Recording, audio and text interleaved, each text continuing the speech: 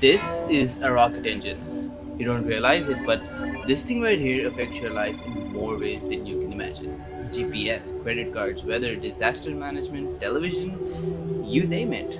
But how does it even work? The basic principle is commonly known as Newton's third law. If you push against something, it pushes you back. This is how every form of transportation works. When you walk, you're pushing against the ground. A car's tires are pushing against the road. An airplane is pushing against the air, and so on. But in space, there is no air or anything at all to push against. So rockets push against themselves. Rocket engines throw gases in one direction to generate thrust in the other, similar to how this person is riding the skateboard using a fire extinguisher.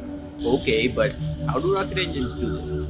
You can divide a rocket engine into three major parts: the nozzle, the combustion chamber, and the fuel. You can think of the nozzle as the part which directs the flow of the gases and makes them go as fast as possible. The combustion chamber is the place where the fuel and oxygen react to form carbon dioxide and water vapor. The heat released from this reaction drives up the pressure inside the chamber, and this pressure is what shoves the gases out through the nozzle, hence generating thrust. The fuel pump is perhaps the most important part of the rocket engine. They're responsible for bringing the fuel and oxygen into the combustion chamber, and this is no easy task.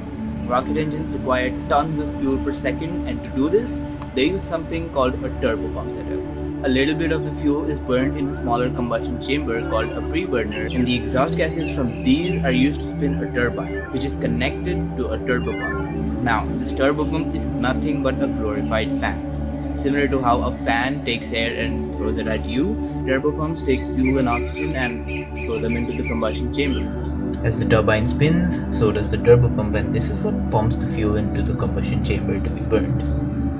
Now you might be thinking, why use such a complex system when you could just slap on an electric pump and go home happy?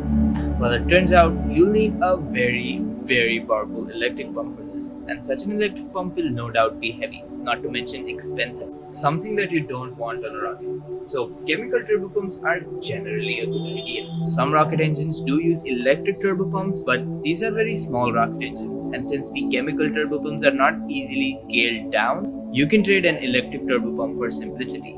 So all of that put together makes a rocket engine. The moon, Mars, stopping Thanos. Who knows what use we'll put it to next?